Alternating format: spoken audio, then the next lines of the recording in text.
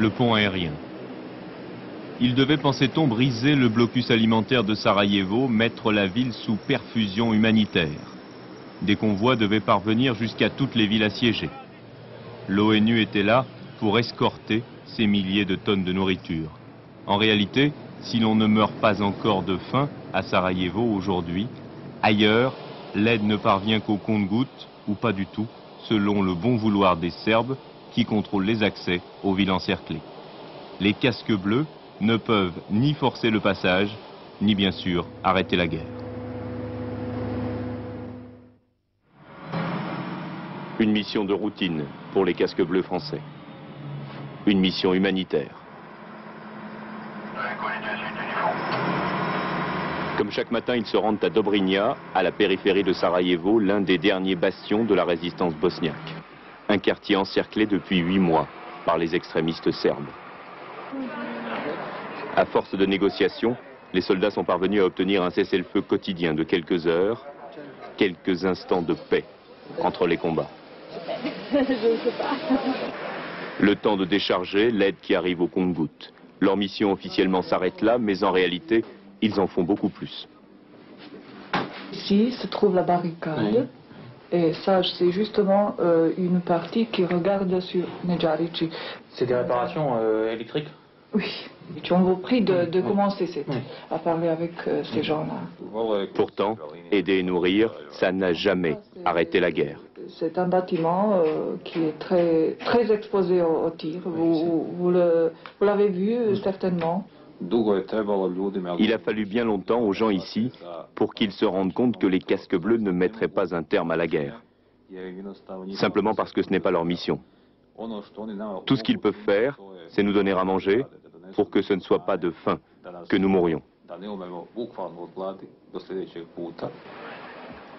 L'hiver s'est installé et avec lui la fin des illusions pour les assiégés de Dobrinja et de Sarajevo. Les soldats de l'ONU n'ont pas les moyens de s'interposer. Ils ne peuvent pas empêcher les Serbes de poursuivre leur avancée, de réduire peu à peu la résistance bosniaque. Et une rasquette ou un truc comme ça dans le ventre? La bouffe, rien? Leurs armes ne sont que défensives. Une mission casque bleu ici, ONU, c'est-à-dire force, non pas de rétablissement de la paix, mais de maintien de la paix, on fait ce qui est possible de faire ici. Pour faire plus, il faudrait qu'il y ait une réelle, soit il faut changer la mission et les moyens, soit il faut une réelle volonté des gens, ici, des deux parties, de faire la paix, ce qui n'est pas le cas actuellement. La livraison terminée, retour à l'aéroport, à travers le No Man's Land, puis les lignes serbes.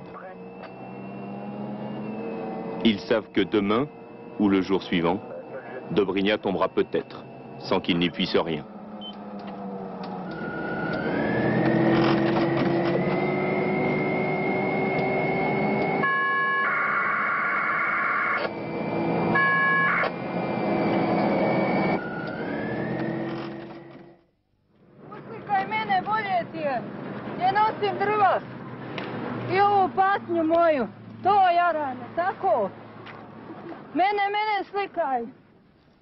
Vivre à Sarajevo, c'est sortir malgré les balles et les obus, profiter d'une accalmie dont on ne sait jamais combien de temps elle durera, pour quelques gouttes d'eau. C'est se dire chaque matin que si ce soir on n'a plus de toit, il nous restera peut-être encore assez d'énergie pour ne pas baisser les bras.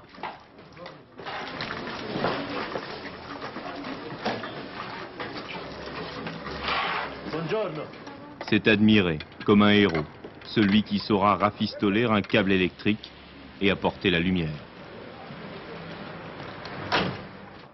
C'est espérer que l'hiver, pour une fois, ne soit pas trop rude. Il ne reste presque plus d'arbres.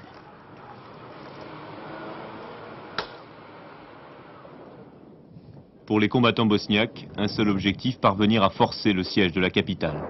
Début décembre, ils tentent une sortie à l'ouest, dans le faubourg d'Otès. La riposte est démesurée. Ils reçoivent en moyenne 1500 obus serbes par jour pendant 4 jours de suite.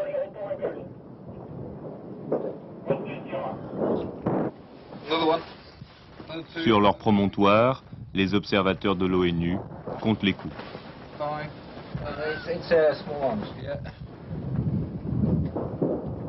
Le combat est inégal. Les chars et les mortiers serbes anéantiront l'infanterie bosniaque.